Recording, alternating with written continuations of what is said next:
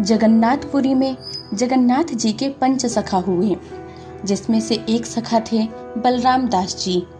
बलराम दास जी रोज महाप्रभु जगन्नाथ जी के सामने बैठकर पद गाते थे। महाप्रभु जी इतने आनंद से श्रवण करते थे बलराम दास जी के पद, इतने प्रसन्न रहते थे उनसे। पर ठाकुर जी जिनसे अत्यधिक प्रसन्न रहते हैं, उनकी परीक्षा लेना प्रारंभ कर देते हैं। ऐसी ही एक परीक्षा हुई बलराम दास जी की। एक दिन बलराम दास जी पद गा रहे थे और उनके गायन को पीछे खड़ी एक अत्यंत सुंदरी नृत्यांगना, एक नगर वैश्या सुन रही थी। जैसे ही उसने बलराम दास जी का स्वर सुना, वह मोहित हो गई। आसपास खड़े लोगों से पूछ लिया कि ये कितने बजे आते हैं और क्या क्या गाते हैं। अगले दिन वह नगर वैश्या श्रृंगार करके नृत्य की पोशाक पहनकर आई और जैसे ही बलराम दास जी ने गाना शुरू किया, वह नृत्य करने लगी। उसके नुपुरों की आवाज सुनकर बलराम दास जी ने सोचा कि यह कौन इतनी ताल में नृत्य कर रहा है। पीछे मुड़कर जैसे ही उसका स्वरूप देखा तो बलराम दास जी इतने प्रसन्न हो गए।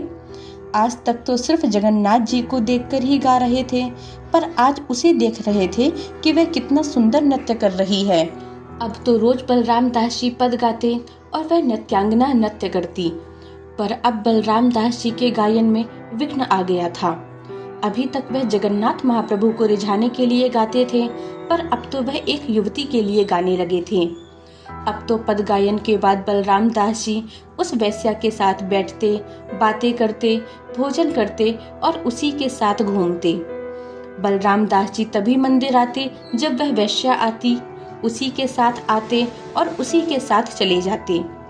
धीरे धीरे यह बात पूरी पुरी में फैल गई कि बलराम दास जी वैश्या गमन करते हैं, वैश्या के संग घूमते हैं और उसके संग नाचते हैं, पूरी रात वैश्या के साथ ही बिताते हैं। मंदिर के सब पुजारियों ने सोचा कि हमें कुछ करना पड़ेगा। बलराम दास जी वैश्या संग करते हैं, ऊपर से मंदिर में आकर ठाकुर जी के सामने सेवा का ढोंग करते हैं। सबने मिलकर यह निर्णय लिया कि इस बार रथ यात्रा में इनको सेवा नहीं करने देंगे। महाप्रभु जी की रथ यात्रा में सबसे पहले बलराम दास जी का पद गायन होता है, उसके बाद ही रथ खिंचता है। इतना बड़ा सौभाग्य था बलराम दास जी का। आज सुबह सुबह जैसे ही डुमडुमियां बज रही थी, पूरे नगर में जय जगन्नाथ का उद्घोष हो रहा था। जगन्नाथ महाप्रभु अपने श्री मंदिर से उछल उछल कर बाहर आए और अपने मैया के घर जाने के लिए रथ में विराजमान हो गए। सभी बलराम दास जी को ढूंढने लगे, क्योंकि हमेशा से उनके पद गायन के बाद ही रथ आगे बढ़ता था। पर पुजारियों ने कहा, आज बलराम दास जी पद सेवा नहीं करेंगे और आज क्या कभी नहीं करेंगे। इधर बलराम दास जी उस वैश्या के संग थे। जैसे ही उन्होंने जय घोष और डुमडुमिया की आवाज सुनी, उन्हें याद आया, अरे आज तो जगन्नाथ जी रथ में विराजेंगे, मेरी पद सेवा होती है, उसके बाद ही रथ चलता है और मैं यहाँ काम आतुर होकर विषय भोगों में पड़ा हूँ। मैं यहाँ एक स्त्री के चक्कर में पूरी रात पूरा दिन यहीं बैठा रहता हूँ। काम में लोलुप्त होकर ठाकुर जी की सेवा छोड़ रहा हूँ। उन्हें अपने अपराधों का बोध हो गया। तुरंत स्नान किया और रोते बिलखते बलराम दास जी जगन्नाथ प्रभु के रथ के सामने पहुँचे। पुजारियों ने उन्हें धक्का देकर दूर कर दिया और कहा, तुम तो दर्शन के भी अधिकारी नहीं हो। बलराम दास जी को महाप्रभु जगन्नाथ जी की एक झलक भी नहीं देखने दी। बलराम दास जी रोने लगे, मैं अपराधी हूँ नाथ, जन्म से लेकर आज तक एक भी रथ यात्रा ऐसी नहीं गई जिसमें आपका दर्शन नहीं हुआ हो, लेकिन आज मैंने अपने ही कुकर्मों के कारण आपका दर्शन नहीं कर पाया। यही मेरा दंड है, मैं इसे स्वीकारता हूँ। बलराम दास जी वहां से चले गए और समुद्र तट पर जाकर रोने लगे। तभी उनके मन में आया कि मैं अपनी सेवा कहीं से भी अर्पित कर सकता हूँ। तभी उन्होंने एक बालू का रथ बनाया और उस बालू के रथ में दो गोल गोल लड्डू बनाकर एक के ऊपर एक रखे और दो आंखें बनाई। इस प्रकार जगन्नाथ जी का स्वरूप बनाया और उन्हें रथ में विराजमान किया और उसी बालू के रथ के सामने बैठकर पद सेवा करने लगे। उधर असली जगन्नाथ जी का रथ चलते चलते रुक गया। हजारों लोग खींच रहे हैं, फिर भी रथ आगे नहीं बढ़ रहा। सभी ने दंडवत किया और पूछा, जय जय, क्या हुआ, आप आगे क्यों नहीं बढ़ रहे? जगन्नाथ जी बोले, अरे हमारी रथ यात्रा का नियम है, जब तक बलराम दास जी की पद सेवा नहीं होती हमारा रथ आगे नहीं बढ़ेगा। पुजारियों ने कहा, आज हमने उसे भगा दिया नाथ, उसका आचरण अच्छा नहीं है, वह वैश्यागमन करता है, आज उसकी सेवा नहीं होगी, आपको ऐसे ही चलना होगा। महाप्रभु जी बोले, पर मेरी सेवा तो हो रही है, बलराम दास तो पद गा रहा है और मैं सुन भी रहा हूँ। पुजारियों ने कहा, कहाँ, यहाँ तो बलराम दास नहीं है।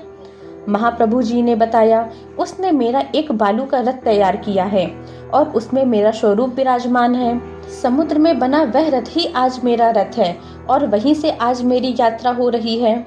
पुजारियों ने कहा, नाथ, यहाँ लाखों लोग आपके दर्शन को आए हैं।